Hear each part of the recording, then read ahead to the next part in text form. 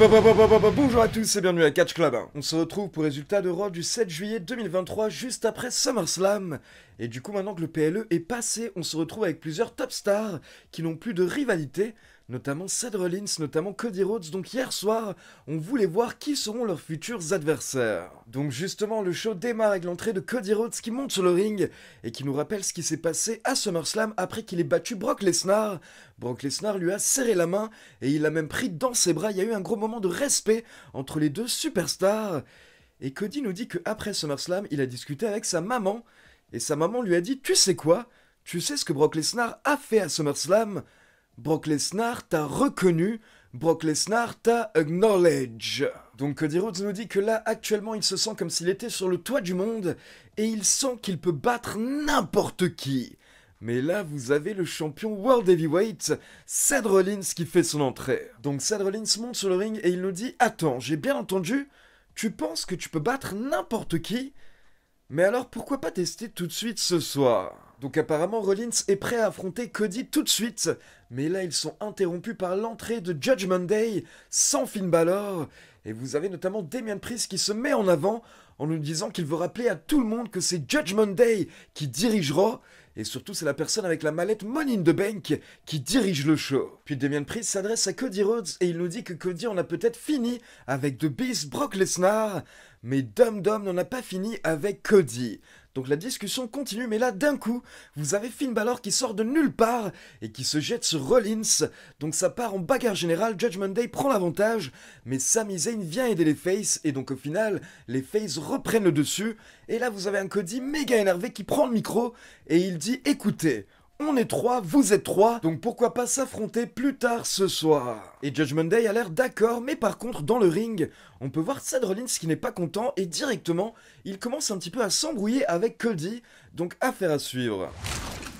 Ensuite, on passe en coulisses et on a Adam Pearce qui annonce à Ricochet, Chad Gable, Tommaso Ciampa et Matt Riddle qu'ils vont s'affronter tous les 4 ce soir, et le vainqueur aura une opportunité au titre intercontinental.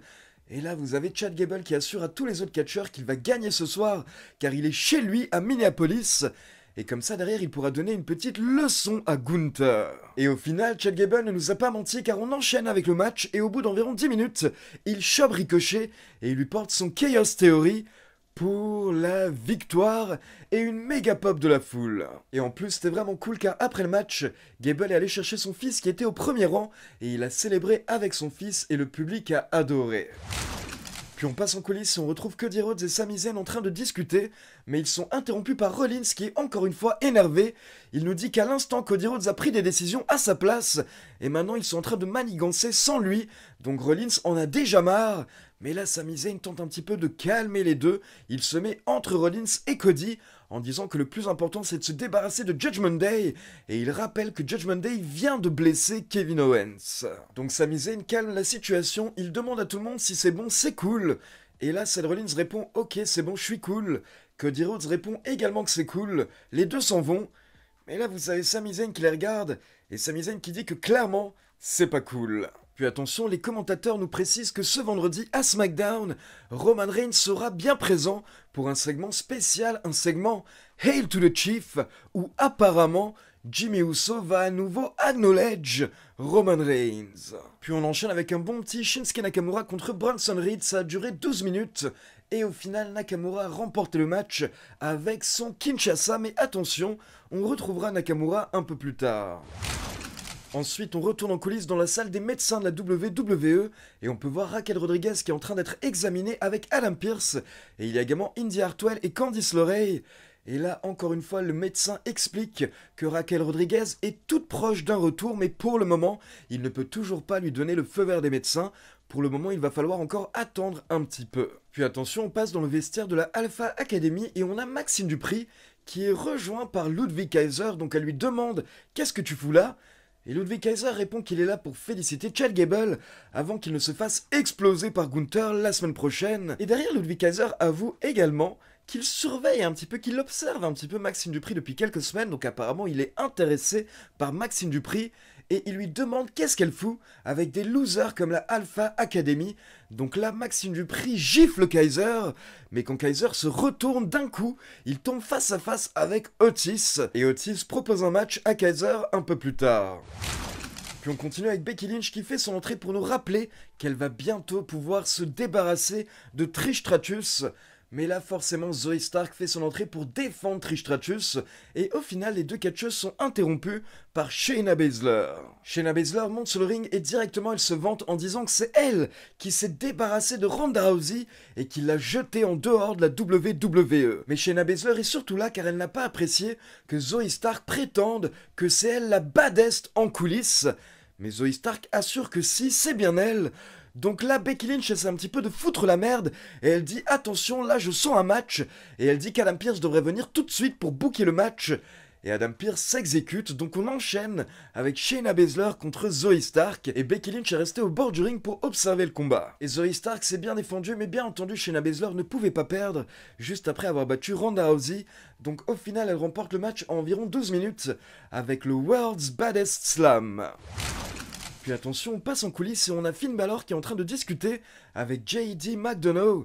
Mais là, ils sont rejoints par Damien Priest. Et Damien Priest veut discuter seul à seul avec Finn Balor. Mais là, Finn Balor dit à Damien Priest qu'il peut dire ce qu'il veut devant JD, car il connaît JD depuis plus de 20 ans. Et là, Damien Priest s'énerve un petit peu en disant qu'il n'a pas apprécié le fait que Finn Balor ne fasse pas son entrée avec Judgment Day, et qu'ensuite il attaque Seth Rollins sans même prévenir le reste du clan. Et Finn Balor répond simplement qu'il a dû faire ses propres plans, car Damien Priest n'a pas respecté le plan du Judgment Day à SummerSlam. Mais là, Damien Priest pique un petit peu Finn Balor en disant que Finn Balor a perdu à SummerSlam, alors que tout le monde est intervenu pour l'aider. Mais là, Balor se rapproche de Damien Priest, ils sont quasiment face à face, et il dit que c'est peut-être à cause de Priest que justement il a perdu. Et là, comme je vous l'ai dit, ils sont méga proches, donc justement Damien Priest le dit à Finn Balor, il dit là t'es trop proche, tu me gênes. Mais Finn Balor répond non non, c'est la mallette qui nous gêne. Mais là vous avez Rhea Ripley qui intervient, elle tente de les calmer, et elle assure à Finn Balor que Damien Priest est bien intervenu à SummerSlam afin de l'aider, mais malheureusement au final ça n'a pas marché. Et là vous avez JD McDonough qui intervient, et il dit que c'est peut-être pas à lui de dire ça, mais vu que la mallette pose tant de problèmes entre Balor et Priest, peut-être que Priest devrait s'en débarrasser. Et là, JD s'en va, et on peut voir que Damien Priest n'a pas trop apprécié. Puis un peu plus tard, dans un autre coin des coulisses, on retrouve Nakamura pour une interview, mais d'un coup, ils sont interrompus par beaucoup de bruit, donc ils vont voir ce qui se passe. Et là, on peut voir que JD McDonough est en train d'attaquer Sami Zayn. Et donc Sami Zayn apparemment a l'air blessé. Et d'ailleurs, si on regarde bien, on peut voir que son coude a vraiment l'air d'être dans un sale état. Puis on enchaîne avec Ludwig Kaiser accompagné par Giovanni Vinci contre Otis accompagné par Maxime Dupri. Et pendant le match, encore une fois, vous aviez Kaiser qui tentait un petit peu de draguer Maxine au bord du ring. Puis d'un coup, vous avez Gunther qui est intervenu pendant que l'arbitre était distrait et il a porté un énorme coup de pied à Otis. Et donc derrière, Kaiser n'avait plus qu'à terminer le travail avec un autre kick pour la victoire. Puis attention, on passe en coulisses et on retrouve Seth Rollins et Cody Rhodes pour une mise à jour par rapport à Sami Zayn. Donc là, on leur pose la question, on leur demande comment va Sami Zayn, et les deux veulent répondre, mais le problème, c'est qu'ils veulent parler en même temps. Donc on est vraiment sur le délire des deux top stars qui veulent tous les deux l'attention. Mais au final, Cody dit à Seth Rollins, tu sais quoi, vas-y, réponds à l'interview, je te laisse la parole. Donc Cody Rhodes s'en va. Et Rollins dit que Sami Zayn ne pourra pas catcher ce soir, donc ça va sûrement être un 3 contre 2. Mais là, vous avez Nakamura qui sort de nulle part. Et Nakamura dit qu'il est prêt à aider Rollins s'il le faut. Donc Rollins dit « Ok, je t'ai toujours respecté, donc vas-y, ce soir tu seras notre troisième coéquipier. » Mais là, Seth Rollins s'en va, et on peut clairement voir que Nakamura regarde Rollins d'une manière très bizarre, et on sent directement qu'il peut se passer quelque chose lors du main event.